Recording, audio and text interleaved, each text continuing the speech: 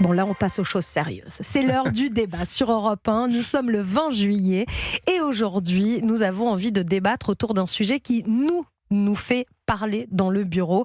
C'est cette nouvelle tendance qui voit le jour de plus en plus et on en parle souvent au moment des vacances, la tendance No Kids. Train, hôtels, restaurants, camping, tous s'attaquent aux espaces sans enfants, pour parler français. Alors qu'est-ce que ça traduit de notre société ? Est-ce que c'est un aveu de faiblesse des parents ? A-t-on perdu l'autorité d'avant ? Ou au contraire, sommes-nous devenus moins tolérants ? On en parle ce matin avec notre invité et expert, le pédopsychiatre Stéphane Clerget. Bonjour Stéphane. Bonjour. Merci d'être là aujourd'hui avec nous et vous pouvez vous aussi réagir évidemment 01 80 20 39 21. Êtes-vous pour ces vacances et ces espaces No Kids dans les lieux de vacances ? Beaucoup de parents ont une vie difficile à l'année avec le travail. Ils ont une vie à 1000 à l'heure et le seul moment de se détendre, c'est les vacances. Oui. C'est le seul moment où on peut décrocher, Stéphane Clerget. Oui. Sauf que parfois, oui, c'est vrai, on vit un enfer dans le train, on vit un enfer au restaurant, au camping, avec beaucoup de bruit, de pleurs, de ballons qui atterrissent sur le transat. Est-ce que vous comprenez aujourd'hui que les enfants, pour certains Français, soient devenus une plaie ? Je comprends en tout cas que pour certains parents, ce soit difficile de subir les regards des autres passagers parce que leur bébé pleure. Ça aussi, c'est compliqué. Donc, je suis aussi très, très solidaire avec les enfants et avec les parents. Mais qu'est-ce que ça traduit de la société d'instaurer maintenant des espaces sans enfants comme ça ou des restaurants sans enfants ? Je crois que ça traduit la difficulté de vivre ensemble. Parce que, d'abord, est-ce que c'est vraiment légal, des espaces sans enfants ? Imaginerait-on des espaces sans personnes en surpoids, des espaces réservés aux hommes, des espaces réservés aux femmes ? Ça a existé. Hein. Il y a des endroits interdits aux enfants depuis toujours. Je ne sais pas, les salles de jeu, par exemple. Oui, une boîte de nuit. Une boîte de nuit. Mais pourquoi tous les endroits interdits aux enfants le sont pour protéger les enfants ? Or là, ce qui est inédit dans les espaces No Kids, c'est qu'il ne s'agit pas du tout de protéger les enfants, il s'agit de protéger les adultes. Donc c'est d'abord, encore une fois, je crois que c'est à la limite de la légalité, de créer des choses comme ça.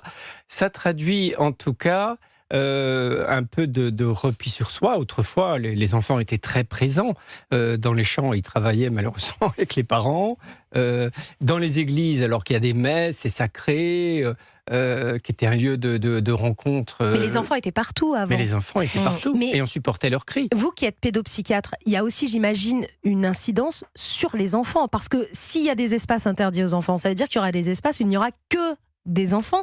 Est-ce que ça aussi c'est bien pour eux ? Est-ce que c'est bien pour les parents de ces enfants-là de se retrouver par exemple dans un wagon de train avec que des enfants ou dans un restaurant où il n'y aura que des enfants, donc du coup certainement un peu plus bruyant qu'un restaurant classique ? Alors c'est une question importante. Je ne crois pas que ce soit l'intérêt des enfants d'être que dans des espaces pour les enfants, parce que c'est pas comme ça qu'on apprend à grandir. On apprend à grandir parce qu'on a des modèles. Et je trouve que l'idée d'être dans un train avec ses parents et avec des adultes, et les parents qui disent aux enfants faut pas déranger les gens, apprends à te tenir, apprends à être calme, c'est aussi intéressant pour les enfants. Faut pas que ce soit tout le temps la fête du slip. C'est important aussi que l'enfant bénéficie de limites, de cadres. De cadres. Ouais. Donc... Elisa ? Excusez-moi, mais d'accord, je suis d'accord avec toutes vos belles pensées, mais les parents parfois ne mettent pas des limites, n'éduquent pas les enfants pour justement vivre avec les adultes, et ça devient une folie furieuse. Sur les réseaux sociaux, j'ai vu une petite fille sur les accoudoirs qui faisait de la danse, qui a renversé quelque chose sur... Donc il faut comprendre aussi... Donc là, c'est le problème, c'est un problème d'éducation. Si on arrive à éduquer les enfants, bien sûr, on peut tout, mais de temps en temps, il faut comprendre les adultes qui n'en peuvent plus aussi d'entendre hurler pendant 3 heures dans un train, parce que les enfants ne sont pas élevés par les parents. Est-ce que vous pensez, Stéphane Clerget, qu'il y a certains parents démissionnaires ? Bon, bien sûr, ah oui. Mais pas forcément démissionnaires, c'est-à-dire qu'ils sont persuadés que c'est bon pour leur enfant. Ils ne sont pas forcément l'éducation positive, ce qu'on a beaucoup entendu. Une déformation de l'éducation positive qui laisserait croire qu'il faut laisser l'enfant tout faire. Mais vous avez raison, l'enfant madame. C'est horrible. Le problème est d'abord là, c'est-à-dire que les parents ne donnent plus de limites aux enfants, comme si l'enfant avait plus de droits que les adultes. Et du coup, il faudrait imaginer quelque chose qui imposerait aux parents de mettre des limites à leur enfant. C'est-à-dire qu'on accepte des enfants, des choses qu'on n'accepterait évidemment pas d'un adulte. Quelqu'un qui est au téléphone, dans le train, en train d'hurler, on interviendrait. Qui regarde son dessin animé sans écouteurs. C'est un sujet qui fait réagir. Que pensez-vous de cette tendance No Kids et de ces espaces réservés qu'aux adultes sans enfants? Il y en a de plus en plus dans les campings, les restaurants, les trains. On en a beaucoup entendu parler avec la SNCF récemment. Et vous êtes nombreux à réagir au 01 80 20 39 21. Françoise est avec nous ce matin. Bonjour Françoise. Bonjour Anissa, bonjour au Club de l'été. Bonjour, soyez la bienvenue Françoise. Merci. Vous nous appelez de Bretagne. Oui, Qu'est-ce que vous pensez, vous, de ces espaces No Kids? Je suis scandalisée. C'est-à-dire, expliquez-nous. Nous, on était restaurateurs hôteliers. Je parle de ça il y a 40 ans en arrière. Pour nous, il serait inconcevable pour moi aujourd'hui de ne pas recevoir d'enfants dans notre hôtel-restaurant. Ce serait inconcevable. Je ne pourrais pas dire il n'y a que les parents ou une catégorie de personnes. Non, pour moi, c'est inconcevable. Tout le monde doit vivre ensemble. Tout le monde doit partager ces moments. Vivre ensemble, partager. Et comment voulez-vous que les enfants grandissent correctement si ils ne sont pas acceptés par mais est-ce leur environnement, par le train, par les avions, par tout le monde. Est-ce qu'en tant que restauratrice, vous, Françoise, vous avez noté qu'à des moments, il y avait des enfants qui se comportaient mal et qui pouvaient gâcher, par exemple, le repas d'autres personnes dans le restaurant? Non. Si les enfants, les parents éduquent leurs enfants, il n'y a aucun souci. Olivier? Mais Françoise, peut-être que les enfants, il y a 40 ans, c'était peut-être pas tout à fait les mêmes que ceux qu'on a aujourd'hui, non? C'est là aussi qu'arrive la question. Certainement, mais moi, j'ai des petits-enfants. Ma petite fille est allée, elle a pris il y a eu la canicule chez nous, là, comme partout en France.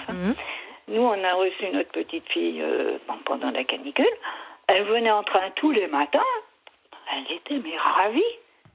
Et elle est allée à Paris parce que elle a pris le TGV, là-bas le RER, elle a déjà pris l'avion. Il n'y a jamais eu de refus.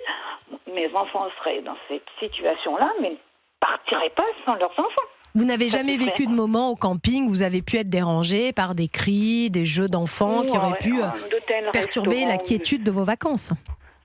Nous n'avons jamais eu de soucis. Jamais, oh Dieu, jamais. Je n'ai jamais connu ça. Et d'abord, comme disait si bien votre invité, il n'y a pas de loi là-dessus, il n'y a rien. Oui, c'est à la limite de la légalité. Oui, c'est ce que disait Stéphane Clerget. C'est illégal, ça. Merci beaucoup. Merci Françoise d'avoir appelé, nous avoir apporté votre témoignage. On parle de ce phénomène des vacances No Kids, les vacances sans enfants ou les espaces consacrés à des vacances sans enfants. Il y a des campings, il y a des restaurants, il y a aussi des espaces dans le train. La SNCF a provoqué quand même un soulèvement il y a quelques semaines en annonçant que certains de leurs wagons étaient réservés aux adultes et sans enfants. Ça vous fait réagir. 01 80 20 39 21. Stéphane Clerget, ce phénomène No Kids, il est apparu après la pandémie de Covid, à la sortie du confinement, et depuis il est en expansion. Est-ce qu'il y a un lien entre ce confinement qu'on a vécu et aujourd'hui le fait qu'on ait envie de passer des moments sans enfants? Alors c'est intéressant ce que vous dites parce que c'est pas forcément très connu et c'est quand même très important sociologiquement ce changement globalement du rapport à l'autre. Alors effectivement il y a eu l'effet confinement, on s'est replié sur soi, on s'est isolé des autres, mais il y a surtout eu l'idée pendant le Covid que le danger venait de l'autre, de l'être humain. C'est-à-dire que là d'un seul coup tout le monde pouvait nous transmettre la maladie et donc la mort. Alors, et notamment les enfants qui d'ailleurs n'étaient pas vaccinés et donc ils faisaient encore plus peur que les adultes. Donc oui, il y a une réflexion à avoir et une recherche à avoir sur ça, comme s'il y avait une brisure et une brisure du lien de la communauté. Donc ça apparaît pour les enfants, je pense que ça apparaît pour d'autres choses. On sent quand même des tensions dans notre société, en tout cas en France, où les uns avec les autres ont beaucoup de mal à cohabiter. Les chiffres sont clairs. Depuis la sortie du confinement, il y a une augmentation des demandes de ce critère spécifique de No Kids de 25% depuis la fin du Covid. Rappelez-vous, les personnes âgées ne voyaient plus leurs petits-enfants parce qu'effectivement, elles étaient les plus fragiles et les enfants étaient présentés comme dangereux. Le danger venait des enfants. Mais Stéphane Clerget, pardon, on a tous été enfants dans ce studio. C'est quand même assez normal, c'est humain, de ne pas tenir en place, de ne pas tenir sur un siège de SNCF pendant 5 heures. On n'est pas des enfants. C'est normal de ne pas tenir au restaurant 2 ou 3 heures pendant que les adultes discutent. De ne pas se comporter comme un adulte. Humain, de ne pas se comporter comme un adulte. Oui, c'est ça. Mais ce qui est normal aussi, comme le disait Lisa, Elisa, pardon, c'est normal aussi que les parents apprennent à l'enfant à se tenir. Or ça, c'est moins vrai. Oui. Et ce qui se passait autrefois, c'est que l'entourage social avait le droit d'intervenir auprès d'un enfant. Quand un enfant se conduisait mal dans la rue, la passante pouvait dire « dis donc, obéis à ta mère, obéis à ton père ». Là, si une passante fait ça, elle s'en prend une. C'est vrai que c'est très mal vu. Et Louise ? Oui, je me demandais, là, le No Kids... peut-être que je me trompe, mais ça concerne surtout les enfants des autres. Mais vous, en tant que pédopsychiatre, est-ce que vous ne comprenez pas aussi que même les parents qui ont des enfants, si par exemple, pendant les vacances, je décide de confier mes enfants à mes parents, est-ce que vous comprenez pas que avec mon mari, on a un peu envie de se retrouver au calme, le temps de ne pas avoir d'enfants au moins une semaine. Sans enfants, c'est quand alors sans enfants, je veux dire, sont chez les beaux-parents, oui, bien aller sûr. dans un endroit No Kids parce qu'on a confié les nôtres. C'est super intéressant ce que vous dites et j'ai l'impression que finalement les moins tolérants, c'est pas forcément ceux qui n'ont pas d'enfants. Mais oui, c'est clair. Ceux qu'on a, mais c'est surtout aussi parce qu'ils se disent moi j'élève bien mes enfants. Pourquoi eux les élèves pas? Mais en fait, ça dépend aussi de la catégorie. Quand on est dans un hôtel ou un restaurant de luxe, un 4 étoiles, et qu'on paye horriblement cher, et qu'il y a de la nappe blanche et des verres en porcelaine, etc., c'est pas comme un camping. Donc forcément, dans un camping, que ça crie dans tous les sens. Très peu de gens se payent ça, Elisa. Non, mais bien sûr, mais ce que je veux dire, c'est qu'il y a des moments où il y a des endroits qui sont un peu plus précieux, où on a envie d'avoir un peu plus de calme, après, quand on a travaillé toute l'année et qu'on n'a que 15 jours de vacances en plein été, on a envie d'être tranquille peut-être aussi au camping. Bien sûr. Dans des endroits Cela dit, les enfants, ils se tiennent mieux. Quand vous les mettez dans des espaces où tout le monde se tient bien, évidemment, pas s'ils sont majoritaires. Ils copient les adultes. Ils copient quand même. Donc en général, ils se conduisent mieux. Oui. Il m'est arrivé de faire un Paris-Marseille en train, dont le train ce train s'est arrêté 3/4 d'heure juste avant Valence TGV. Oui. Il se trouve, et là vous allez avoir une pensée compatissante pour moi, et je pense à tous ces parents qui sont récemment partis en vacances en train, qui sont tombés sur une colonie de vacances. Ah oui, bien sûr. Et effectivement, je comprends que le restaurant et le train soient des endroits où l'on apprenne la médiation, par médiation parentale, notamment à vivre ensemble. Il suffirait peut-être juste qu'on se parle tous, en fait. Oui.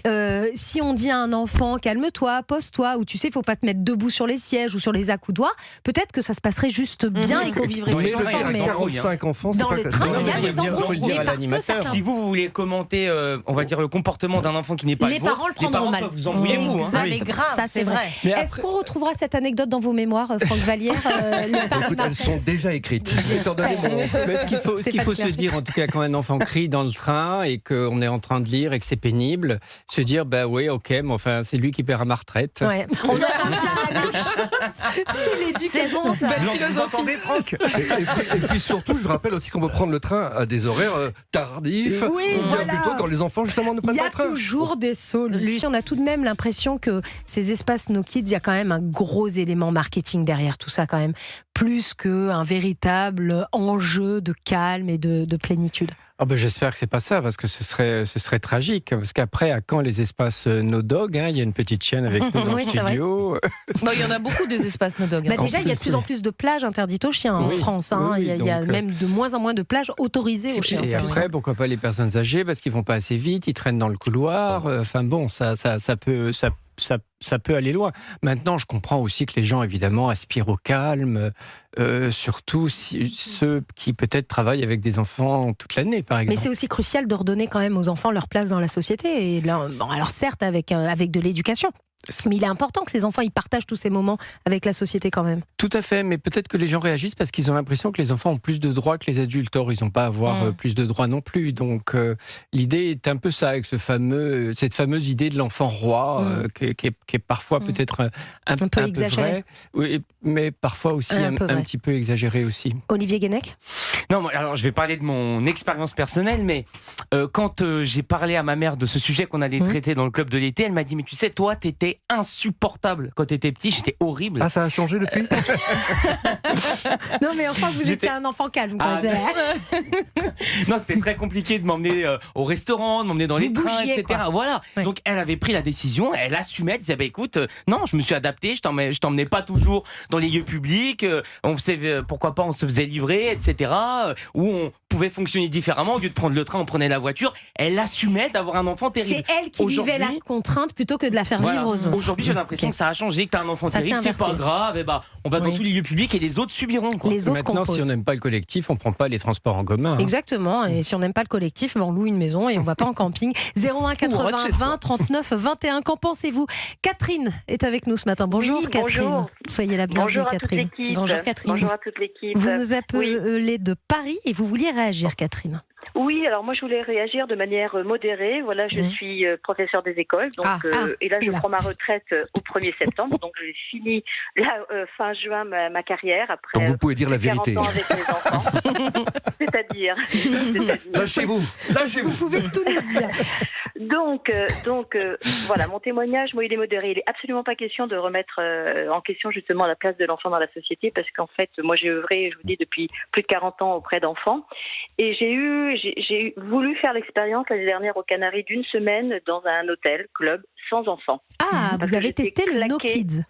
Voilà, j'ai testé le Adults Only. D'accord. Ça veut dire que en fait, c'était les enfants n'étaient pas autorisés, mais les adolescents, oui, à partir de 17 ans. Okay. Et j'avoue que j'ai beaucoup apprécié ce petit temps. J'ai passé 8 jours où, comme je disais à votre collaboratrice, j'ai pu lire tranquillement autour de la piscine mon bouquin sans être dérangée par les cris d'enfants. Je comprends. Alors, qui sont naturels, hein, bien sûr. Je vous dis, moi, j'ai fait 45 ans de carrière à l'école.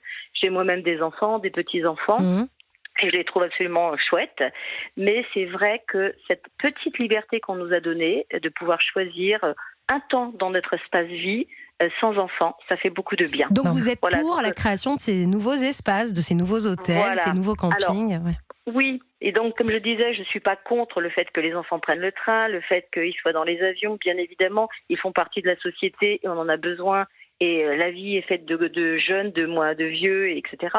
Mais notre propre libre arbitre à nous, adultes, de temps en temps, de choisir un temps sans enfants, je trouve que c'est très agréable. Voilà, moi, je suis complètement d'accord avec Catherine.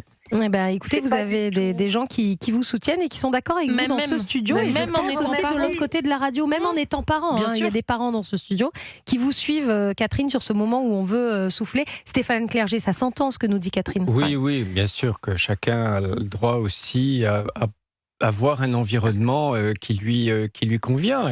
Donc c'est une nouvelle proposition. En fait, c'est une nouvelle offre aujourd'hui qu'on donne aux gens qui veulent partir en vacances. Le plus embêtant peut-être, c'est dans les espaces publics. Oui. En fait, c'est ça qui est le plus embêtant de ces espaces No Kids. C'est dans le train, c'est dans les espaces publics où on interdirait l'accès aux enfants. Mais après, si on veut aller dans un club que entre adultes... Mais déjà, la terminologie est différente entre No Kids, qui est vraiment pas très sympa, et Adult Only. C'est pour aseptiser, c'est pareil. Oui, mais symboliquement, ça veut dire que c'est pas forcément rejetant, mais c'est, par exemple, un club de célibataires pour faire des rencontres amoureuses. Oui, alors ça, c'est autre chose. Mais comme le dit Catherine, je crois que ce qui est important, c'est de préciser qu'il s'agit d'un temps. Et là, pour le moment, on ne parle pas d'espace public. Je veux dire, par exemple, pour les trains de la SNCF, il me semble que ça ne concerne qu'un wagon. La semaine et pas le week-end. Moi, je ne vois pas tellement d'inconvénients à ce que, sachant que les enfants auront toujours de la place dans le train, à ce que si j'ai besoin de travailler sur un Paris-Marseille, par exemple, j'ai besoin d'écrire une chronique et j'ai besoin d'être au calme, ça ne fait pas de moi quelqu'un qui n'aime pas les enfants que de devoir, ce moment-là de ma journée, de ma semaine, être sans enfants. Ça me paraît assez Vous savez, Anissa, assez que juste. tout le monde pense ce que dit Héloïse. Et on n'ose pas le dire, c'est ça que vous dites. Mais très peu de gens osent le dire. Merci beaucoup, Catherine, de nous avoir appelés. On vous souhaite une très belle retraite. Profitez-en bien. Sans enfants, hein. Et sans ou avec enfants, mais profitez-en bien. Avec et sans enfants, selon mon choix. Voilà, exactement, selon votre choix. Merci beaucoup, Catherine, de nous avoir appelés.